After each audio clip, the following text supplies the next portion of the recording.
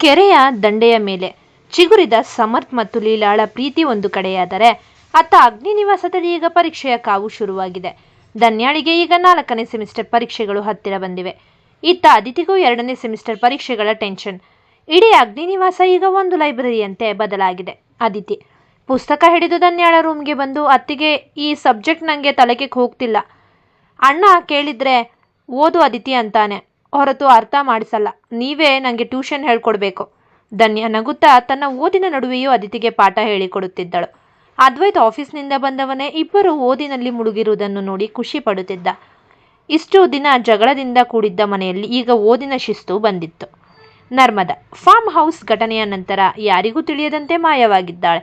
ಅವಳ phone switch off ಆಗಿದೆ. ಅವಳು ಎಲ್ಲಿದ್ದಾಳೆ ಎಂಬ ಸುಳಿವು ಯಾರಿಗೂ ಇಲ್ಲ. ಸದ್ಯಕ್ಕೆ ಅವಳ ಕಿತಾಪತಿಗಳಿಂದ ಮುಕ್ತಿ ಸಿಕ್ಕಿದೆ ಎಂಬ ಸಮಾಧಾನ ಅಗ್ನಿ ನಿವಾಸದ ಮಂದಿಯದ್ದು. ಧನ್ಯ, ಅದಿತಿ ಮತ್ತು ಲೀಲಾ ಮೂವರು ಪರೀಕ್ಷೆಗಳನ್ನು ಅತ್ಯಂತ ಉತ್ಸಾಹದಿಂದ ಬರೆದು ಮುಗಿಸಿದ್ದಾರೆ.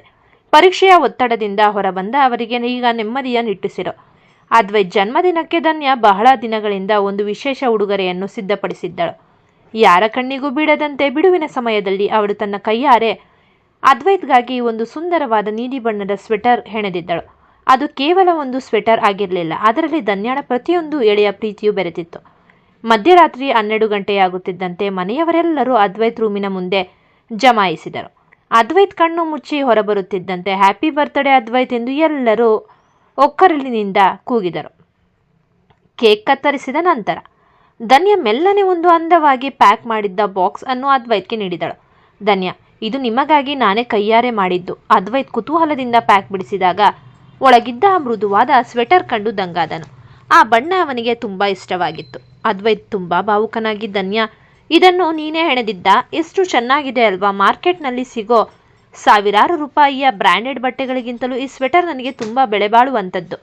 ಇದರಲ್ಲಿ ನಿನ್ನ ಪ್ರೀತಿಯ ಬೆಚ್ಚಗಿನ ಅನುಭವ ಇದೆ. ಅವನು ತಕ್ಷಣವೇ ಆ ಸ್ವೆಟರ್ ಧರಿಸಿದಾಗ ಇಡೀ ಕುಟುಂಬ ಅವರಿಬ್ಬರ ಜೋಡಿಯನ್ನು ನೋಡಿ ಹರಸಿತು. ಮರುದಿನ ಮನೆಯಲ್ಲಿ ಒಂದು ಸಣ್ಣ ಹಬ್ಬದ ವಾತಾವರಣವಿತ್ತು. ಸಾವಿತ್ರಿಯವರು ತರಹೇವಾರಿಯ ಅಡುಗೆಗಳನ್ನು ಮಾಡಿಸಿದ್ದರು. ಸಮರ್ಥ್, ತ್ರಿಲೋಕ್ ಮತ್ತು ಜಗನ್ನಾಥ್ ಅವರು ಅದ್ವೈತ್ಗೆ ಕಂಪನಿಯ ಹೊಸ ಜವಾಬ್ದಾರಿಗಳ ಬಗ್ಗೆ ಶುಭ ಹಾರೈಸಿದರು.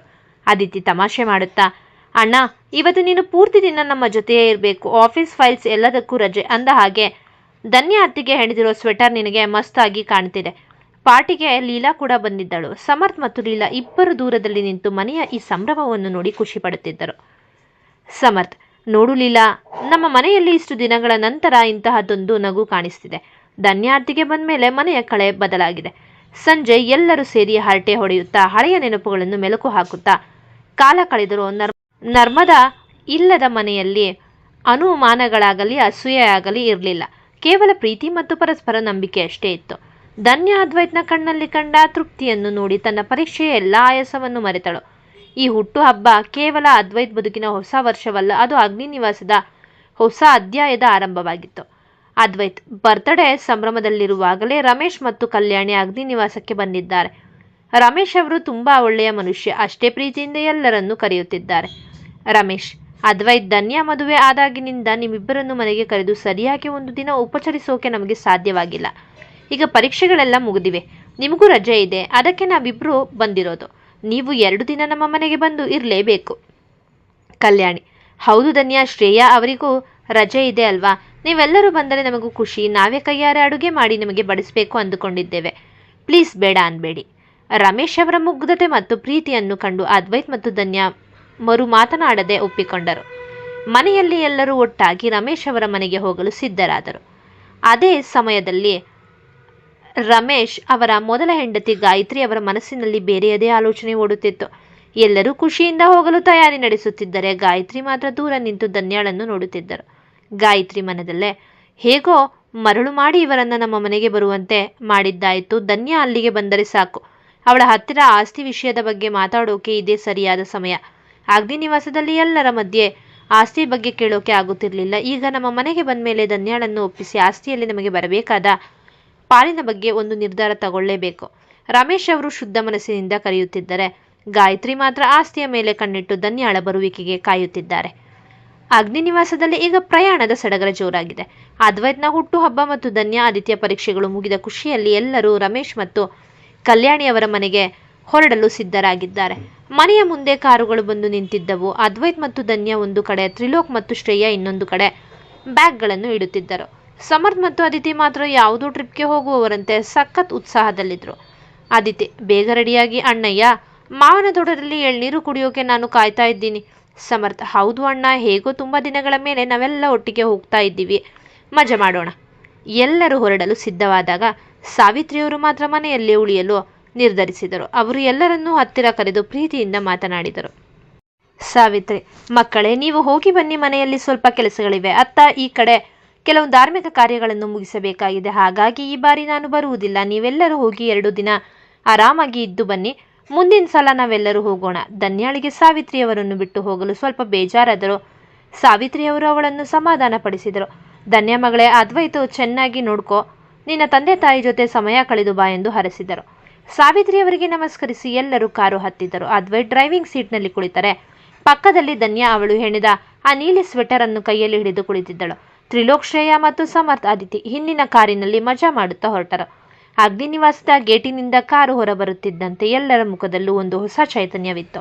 ಆದರೆ ಇತ್ತ ರಮೇಶ್ ಅವರ ಮನೆಯಲ್ಲಿ ಗಾಯತ್ರಿ ಮಾತ್ರ ಧನ್ಯಾಳನ್ನು ಸ್ವಾಗತಿಸುವುದಕ್ಕಿಂತ ಹೆಚ್ಚಾಗಿ ಅವಳ ಹತ್ತಿರ ಆಸ್ತಿ ಬಗ್ಗೆ ಮಾತನಾಡಲು ಬೇಕಾದ ಪೀಠಿಕೆಯನ್ನು ಮನಸ್ಸಿನಲ್ಲಿ ಸಿದ್ಧಪಡಿಸಿಕೊಳ್ಳುತ್ತಿದ್ದರು. ರಮೇಶ್ ಅವರು ಮಾತ್ರ ಗೇಟಿನ ಬಳಿಯೇ ನಿಂತು ಇನ್ನೇನು ಬಂದೇ ಬಿಟ್ಟರು ಮಕ್ಕಳು ಎಂದು ಆಸೆಯಿಂದ ದಾರಿ ನೋಡುತ್ತಿದ್ದರು. ರಮೇಶ್ ಅವರ ಮನೆಯಲ್ಲಿ ಎಲ್ಲರೂ ಮೈಮರೆಯುವಂತಹ ಆತಿಥ್ಯ ಶುರುವಾಯಿತು.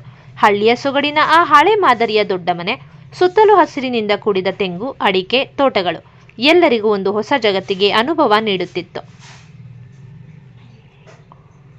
ಮನೆಗೆ ಬಂದ ತಕ್ಷಣ ಕಲ್ಯಾಣಿ ಮತ್ತು ರಮೇಶ್ ಅವರು ಮಕ್ಕಳನ್ನು ಅತೀವ ಪ್ರೀತಿಯಿಂದ ಬರಮಾಡಿಕೊಂಡರು. ಹಜಾರದಲ್ಲಿ ಚಾಪೆ ಹಾಸಿ ಎಲ್ಲರಿಗೂ ಎಳನೀರು ಕೊಟ್ಟು ವಿಶ್ರಾಂತಿ ಪಡೆಯಲು ಹೇಳಿದರು. ರಮೇಶ್, ಅದ್ವೈತ್, ತ್ರಿಲೋಕ್, ನೋಡಿ ಈ ಹಳ್ಳಿ ಗಾಳಿ ಎಷ್ಟು ಹಿತವಾಗಿದೆ ಅಂತ. ಅಲ್ಲಿ ಆಫೀಸ್ ಟೆನ್ಷನ್ ಮರೆತು ಬಿಡಿ. ಧನ್ಯ ಮಗಳೇ, ಇಲ್ಲಿ ನೀನು ಕೇವಲ ರೆಸ್ಟ್ ತಗೋಬೇಕು ಅಷ್ಟೇ, ಏನು ಕೆಲಸ ಮಾಡಬಾರ್ದು ಅಂತ ಆರ್ಡರ್ ಮಾಡಿದರು. ಮಧ್ಯಾಹ್ನದ ಊಟಕ್ಕೆ ಕಲ್ಯಾಣಿಯವರು ತಾವೇ ಕೈಯಾರೆ ತಯಾರಿಸಿದ ಮಲೆನಾಡಿನ ಶೈಲಿಯ ಸಾರು, ಪಲ್ಯ ಮತ್ತು ತಾಜಾ ತುಪ್ಪದ ಊಟವನ್ನು ಬಾಳೆಯಲ್ಲಿ ಬಡಿಸಿದರು. ಎಲ್ಲರೂ ಒಟ್ಟಾಗಿ ಕುಳಿತು ನಗುನಳಿನ ನಡುವೆ ಊಟ ಮಾಡಿದರು. ಸಮರ್ಥ್ ಮತ್ತು ಅದಿತಿ ತಮಾಷೆ ಮಾಡುತ್ತಾ ಊಟದ ಮಜಾ ಹೆಚ್ಚಿಸಿದರು. ಹಸಿರಿನಿಂದ ಕಂಗೊಳಿಸುತ್ತಿದ್ದ ರಮೇಶ್ ಅವರ ತೋಟದಲ್ಲಿ ಒಂದು ಕಡೆ ಮೂಜು ಮಸ್ತಿ ನಡೆಯುತ್ತಿದ್ದರೆ ಇನ್ನೊಂದು ಕಡೆ ಅತಿ ದೊಡ್ಡ ಆಸ್ತಿಯ ಕುತಂತ್ರದ ಬಲೆ ಹೆಣೆಯಲಾಗಿತ್ತು. ತೋಟದ ಒಂದು ಮೂಲೆಯಲ್ಲಿ ಗಾಯತ್ರಿ, ಶ್ರೇಯಾ ಮತ್ತು ಗಿರಿಜಮ್ಮ ಗುಂಪಾಗಿ ನಿಂತು ಗುಸುಗುಸು ಮಾತನಾಡುತ್ತಿದ್ದರು. ಧನ್ಯಾಳ ಹೆಸರಿನಲ್ಲಿ ಅವಳ ತಾತ ಬಿಟ್ಟು ಹೋಗಿರುವ ಕೋಟ್ಯಾಂತರ ರೂಪಾಯಿ ಬೆಲೆ ಬಾಳುವ ಆಸ್ತಿಯ ಮೇಲೆ ಇವರ ಕಣ್ಣಿತ್ತು. ಶ್ರೇಯಾ, ಅಮ್ಮ, ಧನ್ಯ ಹೆಸರಲ್ಲಿರೋ ಆ ಕೋಟಿ ಆಸ್ತಿ ಅವಳಿಗೆ 21 ವರ್ಷ ತುಂಬಿದ ತಕ್ಷಣ ಅವಳ ಪಾಲಾಗುತ್ತೆ ಅಲ್ವಾ? ಹೇಗಾದ್ರೂ ಮಾಡಿ ಅವಳ ಸಹಿ ಹಾಕುವಂತೆ ಮಾಡಬೇಕು. ಅದ್ವೈತ್ಗೆ ಆ ಆಸ್ತಿ ಹೋದ್ರೆ ನಮ್ಮ ಆಟ ನಡೆಯಲ್ಲ. ಗಾಯತ್ರಿ, ಹೌದು ಮಗಳೇ, ಆ ವಿಷಯ ಆ ಧನ್ಯಾಗೆ ಇನ್ನೂ ಗೊತ್ತಿಲ್ಲ. ಅವಳು ಇನ್ನು ಮುಗ್ದೆ, ಅದಕ್ಕೆ ಅವಳನ್ನು ಇಲ್ಲಿಗೆ ಕರೆಸಿಕೊಂಡಿದ್ದು. ಅವಳು ನಮ್ಮ ಮೇಲಿಟ್ಟಿರೋ ನಂಬಿಕೆಯನ್ನ ಬಂಡವಾಳ ಮಾಡಿಕೊಳ್ಬೇಕು. ಗಿರಿಜಮ್ಮ ಮೊಮ್ಮಗಳಿಗೆ ಸಾಥ್ ಕೊಡುತ್ತಾ, ಹೌದು ಶ್ರೇಯಾ, ನೀನು ಹೇಳಿದ್ದು ಸರಿ. ಇವತ್ತಿಲ್ದಿದ್ರೆ ನಾಳೆ ಆ ಆಸ್ತಿ ನಮಗೆ ಸಿಗುವಂತೆ ಮಾಡಬೇಕು. ಅದಕ್ಕೆ ಈಗಲೇ ಧನ್ಯಾಳನ್ನು ನಮ್ಮ ಒಟ್ಟಿಗೆ ಹಾಕಿಕೊಳ್ಳೋಣ. ಇತ್ತ ಯಾವುದಾದರೂ ಅರಿವು ಇಲ್ಲದ ಅದ್ವೈತ್, ತ್ರಿಲೋಕ್ ಮತ್ತು ಸಮರ್ಥ್ ತೋಟದ ಪಕ್ಕದಲ್ಲಿದ್ದ ಕೆರೆಯ ಬಳಿ ಹೋದರು. ಮಧ್ಯಾಹ್ನದ ಬಿಸಿಲಿಗೆ ತಂಪಾದ ಕೆರೆ ನೀರು ಕಂಡು ಎಲ್ಲರಿಗೂ ಸಂಭ್ರಮವೋ ಸಂಭ್ರಮ. ಸಮರ್ಥ್, ಅಣ್ಣಯ್ಯ, ಇವತ್ತು ಯಾರೂ ಆಫೀಸ್ ಬಗ್ಗೆ ಮಾತಾಡೋ ಹಾಗಿಲ್ಲ, ಬನ್ನಿ ಎಲ್ಲರೂ ಈಜೋಣ. ಮೂವರು ಒಬ್ಬರನ್ನೊಬ್ಬರು ನೀರಿಗೆ ತಳ್ಳುತ್ತಾ ಕೆರೆಯಲ್ಲಿ ಈಜುತ್ತಾ ತುಂಬಾ ದಿನಗಳ ನಂತರ ಹಳೆಯ ಬಾಲ್ಯದ ನೆನಪುಗಳನ್ನು ಮೆಲುಕು ಹಾಕುತ್ತಿದ್ದರು.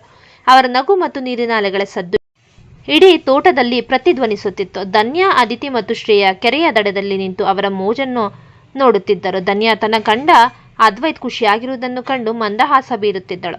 ಅದಿತಿ ಫೋಟೋ ತೆಗೆದುಕೊಳ್ಳುವಲ್ಲಿ ಬ್ಯುಸಿಯಾಗಿದ್ದಳು.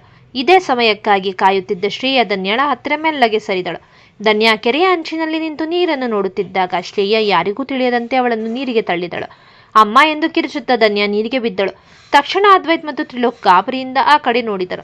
ಧನ್ಯ ಎಂದು ಕಿರುಚುತ್ತಾ ಅದ್ವೈತ್ ಅವಳನ್ನು ರಕ್ಷಿಸಲು ವೇಗವಾಗಿ ಈಜುತ್ತಾ ಬಂದನು.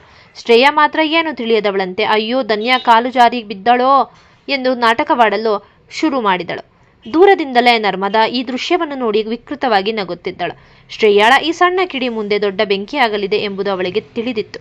ಧನ್ಯ ನೀರಿಗೆ ಬೀಳುತ್ತಿದ್ದಂತೆ ಕೆರೆಯಲ್ಲಿದ್ದ ಶಾಂತತೆ ಹಠಾತ್ತನೆ ಮಾಯವಾಯಿತು. ನೀರು ಆಳವಾಗಿದ್ದರಿಂದ ಧನ್ಯ ಗಾಬರಿಯಿಂದ ಕೈಕಾಲು ಬಡಿಯತೊಡಗಿದಳು. ಧನ್ಯ ನೀರಿಗೆ ಬಿದ್ದ ತಕ್ಷಣವೇ ಅದ್ವೈತ್ನ ಎದೆ ಜಲ್ಲೆಂದಿತ್ತು. ಅವನು ಮರುಕ್ಷಣವೇ ವೇಗವಾಗಿ ಈಜುತ್ತಾ ಅವಳಿದ್ದ ಜಾಗಕ್ಕೆ ತಲುಪಿದನು. ಧನ್ಯ ಮುಳುಗುತ್ತಿದ್ದಾಗ ಅವಳ ಸೊಂಟಕ್ಕೆ ಕೈ ಹಾಕಿ ಮೇಲಕ್ಕೆ ಎತ್ತಿ ಹಿಡಿದನು. ಅದ್ವೈತ್, ಧನ್ಯ ಗಾಬರಿ ಆಗ್ಬೇಡ, ನಾನು ಇಲ್ಲಿದ್ದೀನಿ, ನನ್ನ ಭುಜ ಹಿಡ್ಕೋ. ಧನ್ಯ ಉಸಿರುಗಟ್ಟಿ ಅದ್ವೈತ್ನನ್ನು ಬಿಗಿಯಾಗಿ ಅಪ್ಪಿಕೊಂಡಳು. ಅದ್ವೈತ್ ಅವಳನ್ನು ಸುರಕ್ಷಿತವಾಗಿ ದಡಕ್ಕೆ ಕರೆತಂದು ಕುಳ್ಳಿರಿಸಿದನು. ಧನ್ಯ ಕೆಮ್ಮುತ್ತಾ ನೀರನ್ನು ಹೊರಹಾಕಿದಳು. ಅದ್ವೈತ್ ಅವಳ ಮೇಲೆ ಸವರುತ್ತಾ ಸಮಾಧಾನ ಪಡಿಸುತ್ತಿದ್ದರೆ ಅವನ ಕಣ್ಣುಗಳಲ್ಲಿ ತೀವ್ರವಾದ ಆತಂಕ ಮತ್ತು ಕೋಪ ಒಟ್ಟಿಗೆ ಮನೆ ಮಾಡಿತ್ತು. ಶ್ರೇಯ ತಕ್ಷಣ ಓಡಿ ಬಂದು, ಅಯ್ಯೋ ಧನ್ಯ, ಏನಾಯ್ತು? ಕಾಲು ಜಾರಿತಾ? ನಾನು ಹಿಡಿಯೋಕೆ ಹೋಗುವಷ್ಟರಲ್ಲಿ ಬಿದ್ದು ಬಿಟ್ರಲ್ಲ ಎಂದು ಅತಿಯಾದ ಕಾಳಜಿ ತೋರಿಸುವ ನಾಟಕವಾಡಿದಳು. ಆದರೆ ಅದ್ವೈತ್ ಸುಮ್ಮನಿರಲಿಲ್ಲ. ಅವನು ನೀರಿನಲ್ಲಿದ್ದಾಗ ದಡದ ಮೇಲೆ ಶ್ರೇಯ ಧನ್ಯಾಳ ಹತ್ತಿರವೇ ನಿಂತಿದ್ದನ್ನು ಮತ್ತು ಅವಳ ಕೈಗಳು ಚಲಿಸಿದ್ದನ್ನು ಗಮನಿಸಿದನು. ಅದ್ವೈತ್ ಗಂಭೀರವಾಗಿ ಶ್ರೇಯಾಳ ಕಣ್ಣಲ್ಲಿ ಕಣ್ಣಿಟ್ಟು, ಕಾಲು ಜಾರಿದ್ದ ಅಥವಾ ಯಾರಾದರೂ ತಳ್ಳಿದ್ದ ಶ್ರೇಯ? ಧನ್ಯ ನಿಂತಿದ್ದ ಜಾಗದಲ್ಲಿ ಕಾಲು ಜಾರುವಷ್ಟು ಪಾಚಿ ಇರಲಿಲ್ಲ. ನೀನು ಅವಳ ಪಕ್ಕದಲ್ಲೇ ಇದ್ದೆ ಅಲ್ವಾ? ಶ್ರೇಯಾಳ ಮುಖ ಬೆಳ್ಳಗಾಯಿತು. ತ್ರಿಲೋಕ್ ಕೂಡ ಸಂಶಯದಿಂದ ಶ್ರೇಯಾಳನ್ನು ನೋಡಿದನು. ಶ್ರೇಯಾ, ಅಣ್ಣ ಏನೋ ಕೇಳ್ತಿದ್ದಾರೆ ನೋಡು ಎಂದನು.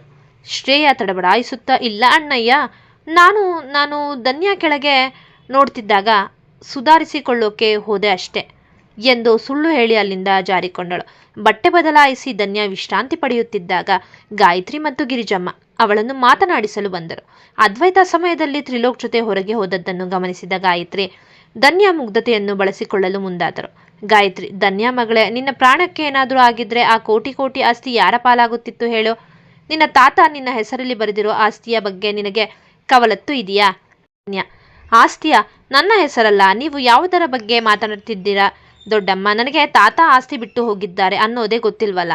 ಗಿರಿಜಮ್ಮ, ಅಯ್ಯೋ ಮುಗ್ದೆ, ನಿನ್ನ ಹೆಸರಲ್ಲಿ 21 ಕೋಟಿ ಮೌಲ್ಯದ ಆಸ್ತಿ ಮತ್ತು ಷೇರುಗಳಿವೆ. ನೀನು ಅಗ್ನಿ ನಿವಾಸದ ಸೊಸೆಯಾಗಿ ಹೋದ್ಮೇಲೆ ಅದ್ವೈತ್ ಆಸ್ತಿ ಪತ್ರಗಳನ್ನು ಅವನ ವಶಕ್ಕೆ ತಗೊಳ್ಬೋದು. ಅದಕ್ಕೆ ನಾವು ಹೇಳ್ತಿರೋದು, ನಿನ್ನ ಆಸ್ತಿ ನಿನಗೆ ಮತ್ತು ನಿನ್ನವರಿಗೆ ಸಿಗಬೇಕು. ಧನ್ಯಾಳಿಗೆ ಒಂದು ತಕ್ಷಣ ತಲೆ ಸುತ್ತಿದಂತಾಯಿತು. ತಾನು ಪ್ರೀತಿಸಿದ ಅದ್ವೈತ್ಗೂ ಈ ವಿಷಯ ಗೊತ್ತಿದೆಯಾ? ಅವನು ತನ್ನನ್ನು ಆಸ್ತಿಗಾಗಿ ಮದುವೆಯಾದನ ಎಂಬ ಸಣ್ಣ ಸಂಶಯದ ಮುಳ್ಳು ಅವಳ ಮನಸ್ಸಿನಲ್ಲಿ ನಾಟುವಂತೆ ಗಾಯತ್ರಿ ಮಾತಾಡಿದ್ದರು. ಈ ಕತೆ ನಿಮಗೆ ಇಷ್ಟವಾಗಿದ್ದಲ್ಲಿ ದಯಮಾಡಿ ನಮ್ಮ ಚಾನಲ್ಗೆ ಸಬ್ಸ್ಕ್ರೈಬ್ ಮಾಡಿ, ಶೇರ್ ಮಾಡಿ ಮತ್ತು ಕಮೆಂಟ್ ಮಾಡಿ. ಧನ್ಯವಾದಗಳು.